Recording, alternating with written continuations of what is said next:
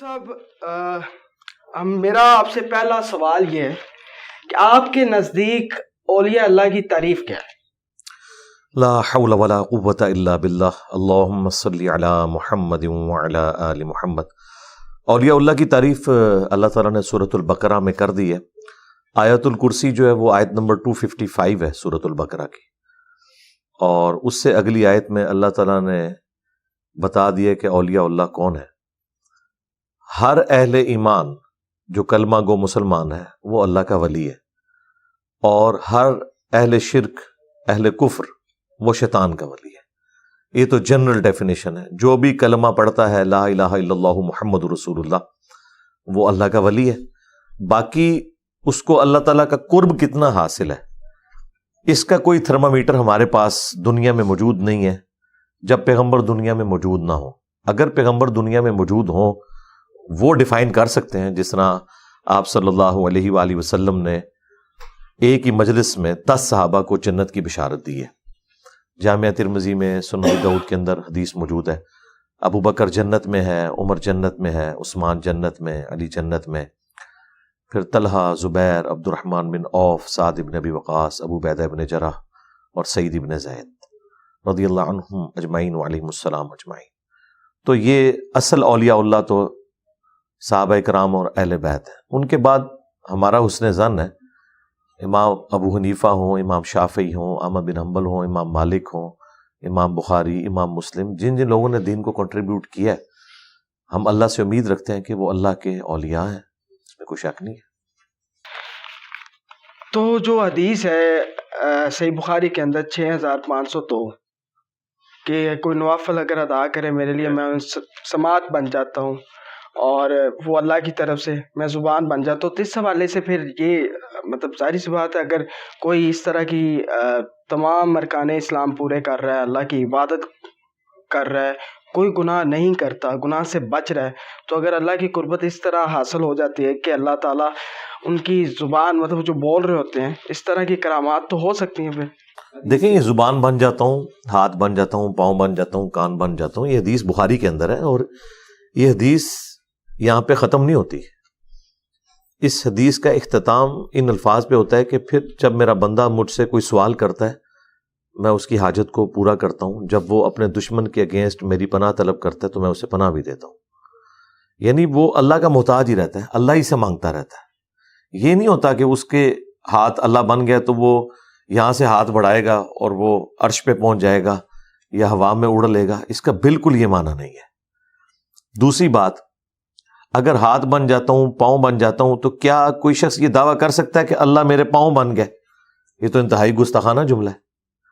جب ہم آپ سے پوچھیں کیا اللہ ہمارے پاؤں ہیں، نعوذ باللہ، یہ کیسے ہو سکتا ہے؟ اس کا مطلب ہے یہ بامحاورہ بات ہے کہ گویا اس کے پاؤں پھر میری اطاعت میں ہی اٹھیں گے، اس کے ہاتھ میری اطاعت میں ہی اٹھیں گے۔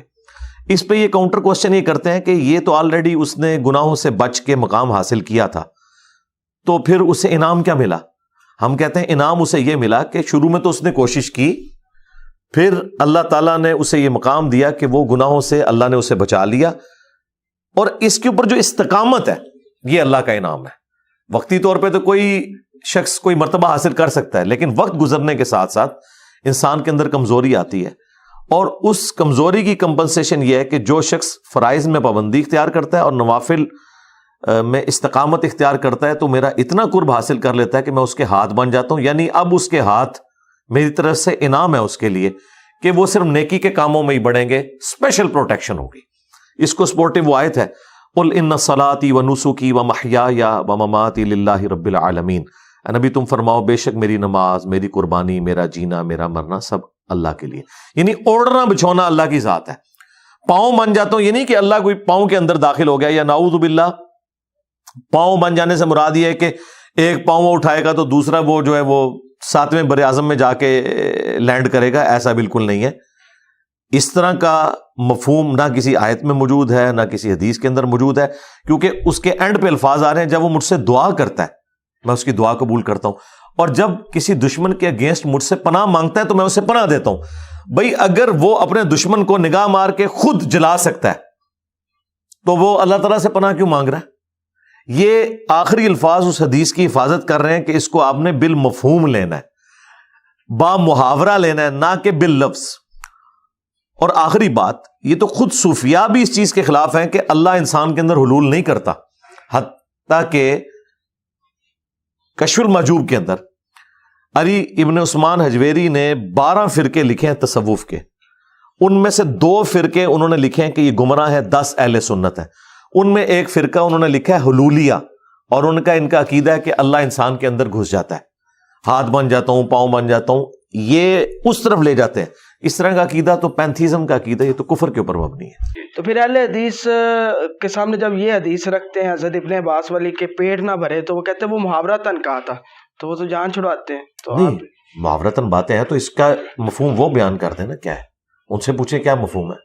وہ تو کہتے جی ایسے انہوں نے کہا تھا، وہ کہ مطلب نہیں، نبی الاسلام ایسے تو نہیں بولتے ہیں، وہ ان کے الفاظ یہ ہیں۔ نہیں، اس طرح کا اگر کوئی عقیدہ ہے کہ نبی الاسلام ویسے ہی بولتے ہیں تو وہ تو پہلے اپنا مسلمان ہونا ثابت کرے۔ ہاں جی بالکل۔ اور آگے جو دلائل النبوہ امام بیہقی کی کتاب ہے، اس میں یہ حدیث موجود ہے حضرت معاویہ کے بارے میں رضی اللہ تعالیٰ عنہ کہ خدا اس کا پیٹ نہ بھرے۔ ہم یہ ایک معصومانہ سوال کرتے ہیں، کیا دلائل النبوہ محاوروں کی کتاب ہے؟